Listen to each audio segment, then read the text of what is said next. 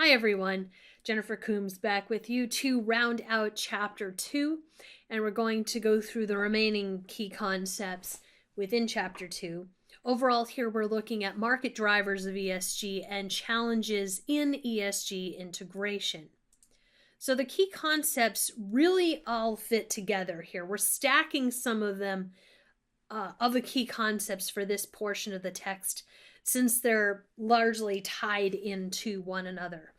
So the first of a few that we'll look at here is to explain the key market drivers in favor of ESG integration, including investor demand, intergenerational wealth transfer as part of that, regulation and soft law, public awareness, and data sourcing and processing improvements, as well as to explain the key drivers and challenges for ESG integration among stakeholders within the investment industry, and then also to explain how ESG issues are related to sustainability trends and themes within the investment industry. So we'll begin with a discussion of stakeholders themselves. Who exactly are stakeholders?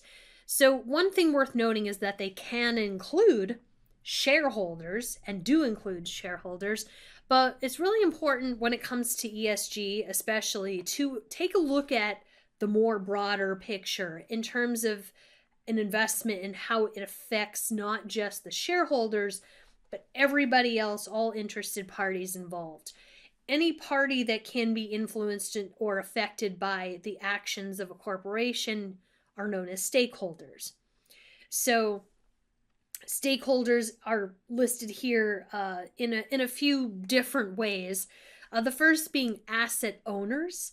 So largely when we think of an asset owner, we think of an investor, but the investors can be groups, so pension funds, sometimes insurance companies, sovereign wealth funds, endowment funds, foundations, as well as individual investors or retail investors, and wealth management firms and wealth managers themselves. So separating out